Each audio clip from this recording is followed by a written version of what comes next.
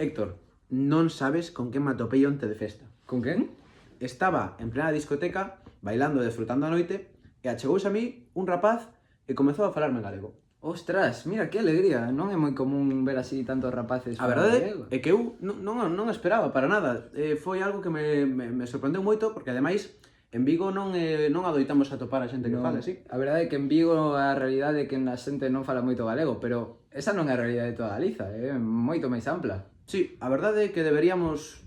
Non entendo moi ben por que esta situación se dá. Non ten moito sentido, non? Bueno, ao final hai moitas causas así como diglóxicas e de discriminación contra o galego que non apoian nada esta situación. A realidade é que este é un poema serio e debe cambiar xa. Ben, no día de hoxe imos a falar sobre unha serie de tópicos, sobre unha serie de presuizos que se teñen sobre o galego e tratar de fundamentalos nunha serie de explicacións e que a realidade é que non pode ser que unha lengua como o galego sea tan desprestixiada pola poboación sen sentido ningún.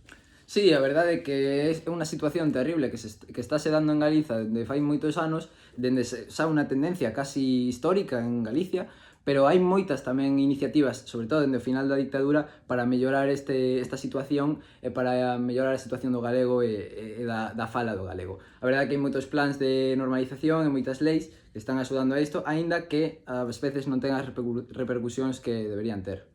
Pois sí, a verdade é que o galego debe ser tratada como unha lingua como calquera outra, como o castelán, o inglés ou o francés. Ao final non ten sentido que, por exemplo, o inglés se lle dé tanto prestixio cando pois é unha lingua que ten unha orixe pois, como calquera outra, non? Claro, ao final, pensa, moita xente di o galego non serve para nada e non fai nada, e só podes falalo en Galicia, pero logo, eu que sei, vas a Portugal e podes falar galego cos portugueses, entendeste ben con eles, ou incluso a Brasil, que é un país completamente gigantesco, e a cantidad de xente que hai, podes comunicarte con eles perfectamente co galego, o sea que ese mito de que non serve fora de Galicia é totalmente falso. Pois sí, a verdade é que a xente trata de expor argumentos que non teñen nen pés ni cabeza. Eu, ademais, penso que o galego non debería estar a perder usos sociais. Eu, cando paro a pensar, non entendo por que, por exemplo, cando eu vexo a tele coa miña familia, non fala en galego, teño que ir a un canal específico, non o normalizan máis en ámbitos quizás máis formais, non? E isto, claro, é o que dicías ti, ten unha tendencia histórica. Xa dende a Idade Media, o galego trata de ser minorizado constantemente e é casi represaliado nas noticias. Si, a verdade, podemos poñer ese exemplo do Xabarín Club, que se eliminou e agora tes que velo por unha web independente. Pues sí. É unha desgraza, ao final, cando ti mamas desde a niñez, dende que eres un neno, ese uso do galego, dende poden ser dibuxos animados ou o que sexa, ao final ti sempre vais estar máis acostumado a pois falar galego, estar en contacto con el, falar coa tua familia, co teu ambiente, pero cando che quitan ese tipo de cousas xa dende que eres un neno, pois a verdade é que ten moitas repercusións xa a longo prazo. Sí, sí. De feito, pareceme unha absurdez, porque ao final o galego, por exemplo, é certo que agora parece que a situación está a mellorar bastante cos plans de normalización, Sí. que xa despois da dictadura, que a verdade é que foi un completo desastre, pero non sei se lembras que estudáramos na clase o Estatuto de Autonomía, que fora case prácticamente aprobado durante a Segunda República, e toda a dictadura franquista foi un retroceso moi importante. Sabemos eso, a situación na dictadura é terrible. Franco prácticamente, bueno, non, prohibiu o uso do galego. Ao final non había ninguna institución nin importante nin local na que podiese usalo. Ao final era unha situación totalmente diglóxica e que ten as consecuencias agora na nosa xeración, porque agora nós, que somos a xuventude, xa non fala galego, que era algo que ocurría en toda Galicia, todo xente xove falaba galego, toda a xente. Pois sí, ademais, agora hai escoito a moita xente que para cando pois vou fora de Vigo, que ao final fora de Vigo o mundo en Galicia é en galego, todo o mundo expresa en galego, as persoas de Boiro Sí. e de moitos lugares falan galego con normalidade, como sería lógico que pasara aquí. Hai unha especie de prexuizo, sí, de que as persoas como que teñen vergoña de falar galego, é unha lingua unha normal, como é a nosa propia lingua, como falar castelán para unha persoa que xa de Madrid. Sí, a ver, eu creo que hai ese prexuizo aínda de o galego é a lingua dos pobres, do pobo, do rural, non se pode utilizar en ámbitos como os estudos ou universidades. E sabemos, en Santiago a utilización do galego é completamente minoritaria, é unha desgraza. Entón hai que romper con ese presuizo xa agora de que o galego non se pode usar en ámbitos tan profesionais e científicos de todo tipo, es que se pode usar en ámbitos de todo tipo.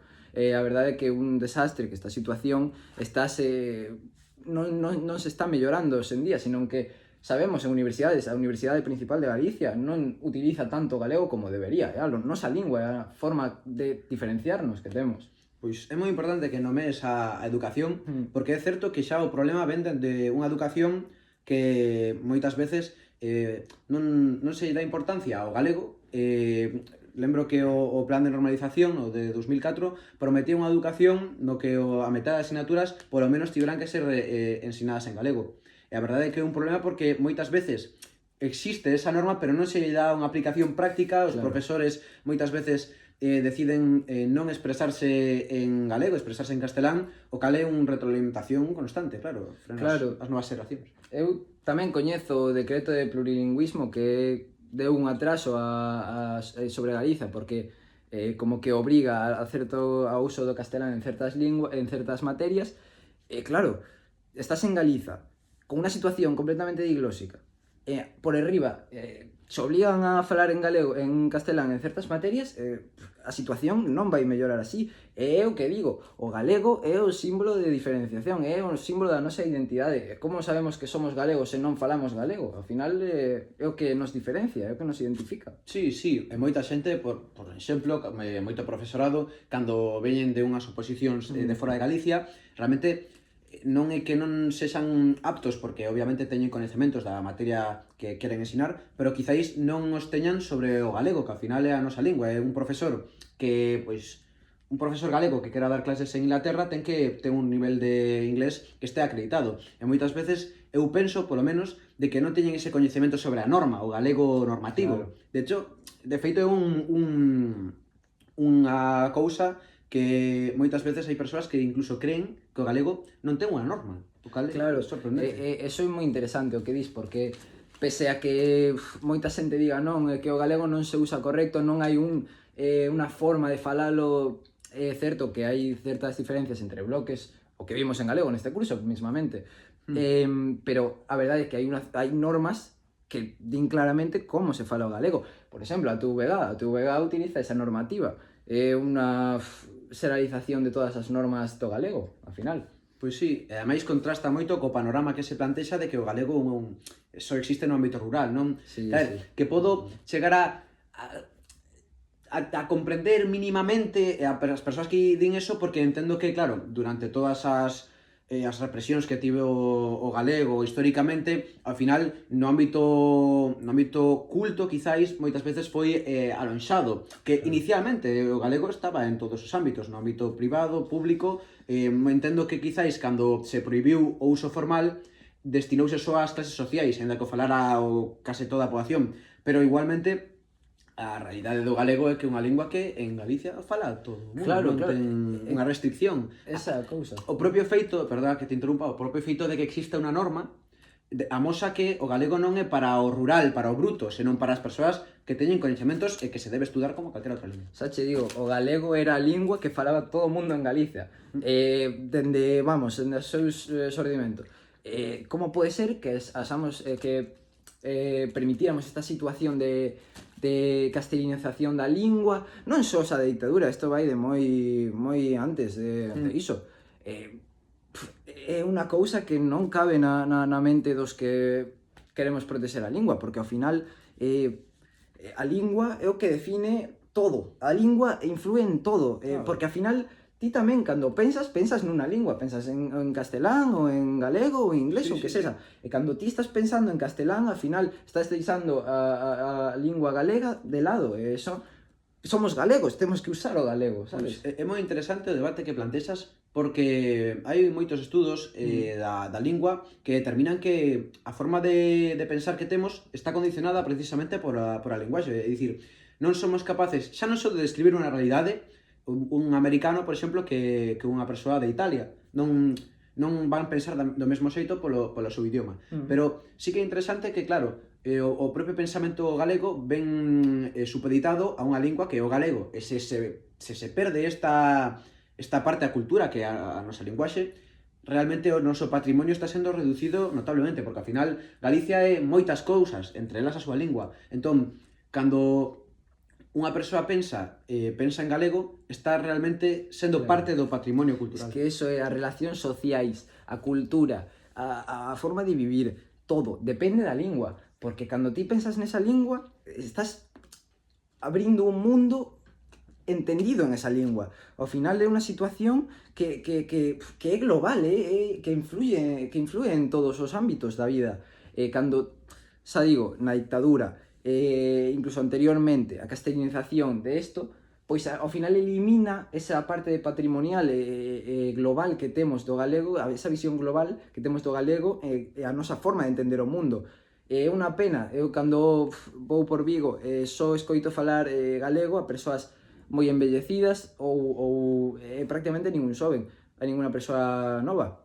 Logo, claro, eu marcho a unha aldea ou a un sitio do interior e a xente fala toda galego e ti ves aos nenos falando galego entre eles e eu, honestamente, gustaríame que eso puidese ocorrer aquí, porque sento envexa, É un sentimento de pertenza, non? Claro. Sí, Claro. tal lo describes. Ao final, é unha por dicirlo deste xeito, non? Unha élite social a que nos, por influxo do castelán, non pertencemos directamente. Os vigueses non falan tanto galego como en outros sitios, e moitas veces cando vas de viaxe por Galicia adiante, atopaste con unha realidade que é confusa porque nos non nos criamos niso. Claro. E ao final sería moi lóxico, non? Que é un idioma, o galego é un idioma bonito, musical incluso, ten palabras que realmente son moi nosas, moitas das nosas realidades, incluso aunque nós non falemos galego, moitas das nosas realidades, dos obxectos, da forma de comunicarnos son propias de Galicia, e persoas que non estudan galego nunca van a comprender a profundidade destas descripcións. Es que é iso o que dis, é totalmente iso. Hai conceptos, hai todo tipo de cousas que só se poden definir en galego. Non hai lingua que defina esos coñecementos, esos elementos, esos conceptos como fai o galego. Non as hai, porque o galego é unha lingua que, por exemplo, hai conceptos como o lema do Celta, a fouteza, é un concepto que non existe en castelán. A morriña é algo que non existe, Todas esas cousas non se poden entender en outras linguas, senón en o galego. E de aí radica a importancia da nosa lingua, de como nos comunicamos entre nós con conceptos que non existen en máis linguas. Que Galicia prácticamente podería ser, por non achegarme moito ao nacionalismo, pero realmente podería ser un propio país, porque temos unha gastronomía, temos unha situación xeográfica, unha lingua propia, temos música propia, Siniestro Total, por exemplo, un grupo moi coñecido que ten cancións en galego, ao final temos un montón de variedades. Entón non entendo tampouco por que se produce un constante rechazo, non só xa pola xuventude, que é moi frustrante, senón polos adultos, para seguir ensinando e transmitindo o galego. É un problema moi grande. A verdade é que eu creo que eso ven dende a dictadura. Ao final pensa que os nosos avós sempre lles dixeron non fales galego, negativo, de pobres, do rural. Claro, eles mamaron esa educación. Entón, eles entenden o galego como unha lingua que falan as persoas que non teñen cultura, que non teñen estudios.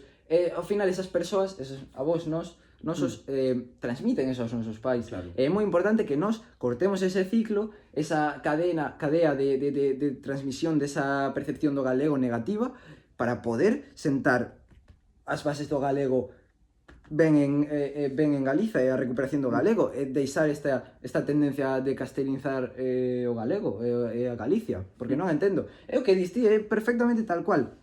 Galicia ten características diferenciadoras co resto de España, pero en todos os ámbitos, na cultura, na comida, na lingua, o máis básico, en todo. Entón, pode ser perfectamente salvando as distancias co nacionalismo e co independentismo, pois podería ser unha rexión polo menos diferenciada e autónoma, moito máis do que agora, claro. Pois quédome bastante coa túa opinión e co que dixeches ao principio sobre que realmente está na nosa man tamén cambiar a situación.